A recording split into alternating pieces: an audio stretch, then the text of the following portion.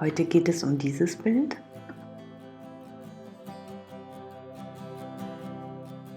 Speziell geht es eigentlich gar nicht so um dieses Bild, sondern eher um das, worauf ich es gemalt habe.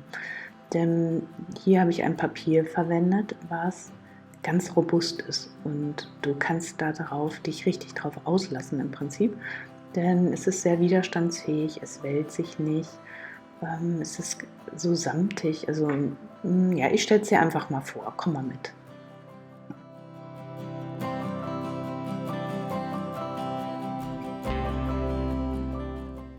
Ich nehme das Papier hier einfach mal in die Hand.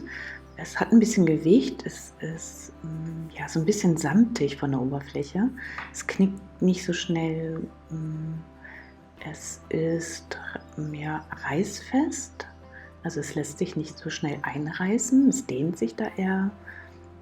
Ja, und jetzt gucken wir mal, wie widerstandsfähig das ist.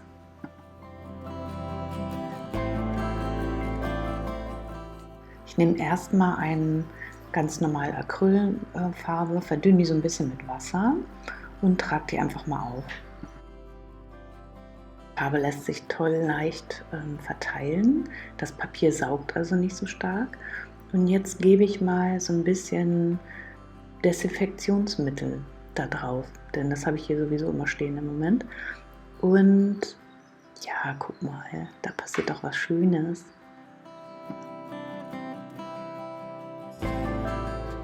Ja, die Desinfektionsmittel ist ja im Moment überall präsent. Deshalb, ich habe den hier stehen. Du kannst aber auch hochprozentigen Alkohol verwenden. Das funktioniert genauso gut. Aus dem letzten Video kennst du das ja auch. Das Wasser löst genauso wieder die Acrylfarbe. Es verdrängt es nicht so schnell und so leicht, aber Wasser funktioniert ja auch.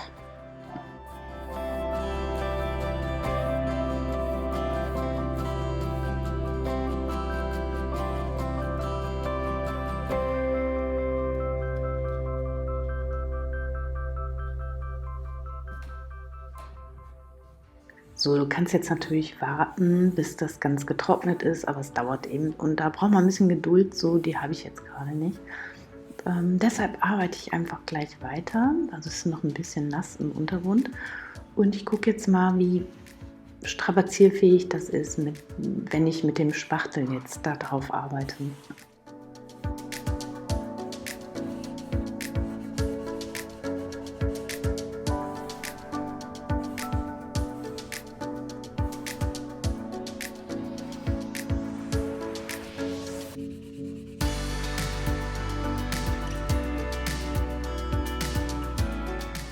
Du siehst, ich kann da richtig die Farbe auch wieder runternehmen, richtig Kraft anwenden und das Papier, da passiert überhaupt gar nichts. Jetzt gucke ich nochmal, was passiert, wenn ich jetzt nochmal auf diese bearbeitete Fläche etwas Desinfektionsmittel draufgebe. Das braucht ein bisschen länger, denn die Farbe habe ich so stark in das Papier eingearbeitet, dass sich das nicht mehr so ganz schnell löst.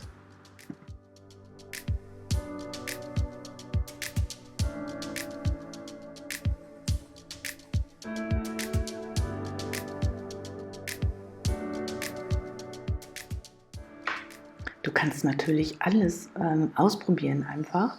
Ich habe jetzt hier etwas Gold genommen, habe es mehr also die Farbe aus dem Gefäß nicht so stark verrührt, so dass ich von unten aus dem Farbtöpfchen die feste Farbe genommen habe und dadurch ist sie nicht so flüssig. Und ich habe auch einfach, wie du hier siehst, das Ende von einem Pinsel verwendet, um die Farbe aufzurühren und dann trage ich damit auch gleich die Farbe auf.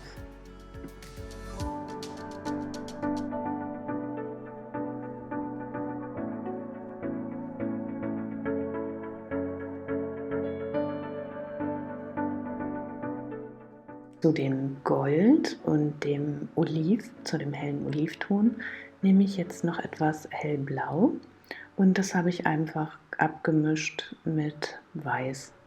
Dann ist es etwas heller. Ich habe es nicht trocknen lassen. Wenn du es trocknen lässt, kannst du anders arbeiten. Dann kannst du den Untergrund immer mehr stehen lassen oder sichtbar lassen. Und dann ja, gibt es ganz andere schöne Effekte. Ich will aber gleich weitermalen und deswegen arbeite ich einfach über die nassen Farbe drüber. Gold bin ich dann eben dementsprechend vorsichtig, weil sonst würde ich das verschmieren, beziehungsweise das Gold wäre nicht mehr als Gold sichtbar.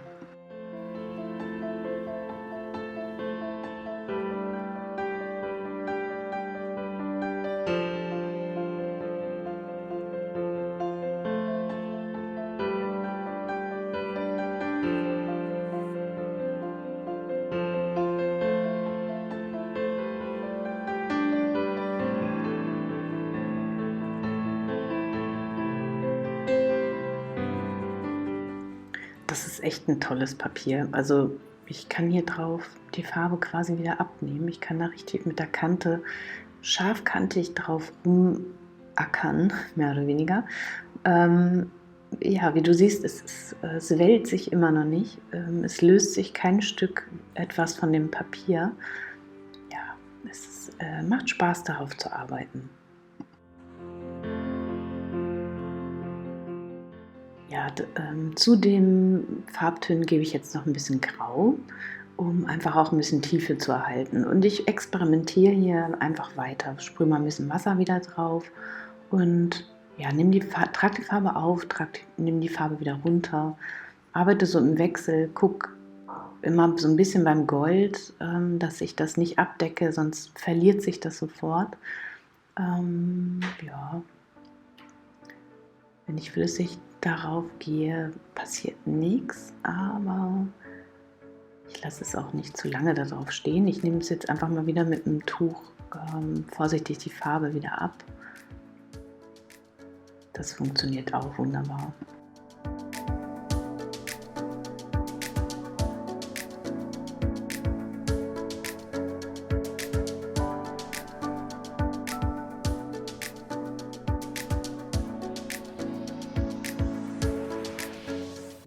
Der schon mal ein Video vorgestellt, wo ich auf Papier gearbeitet habe.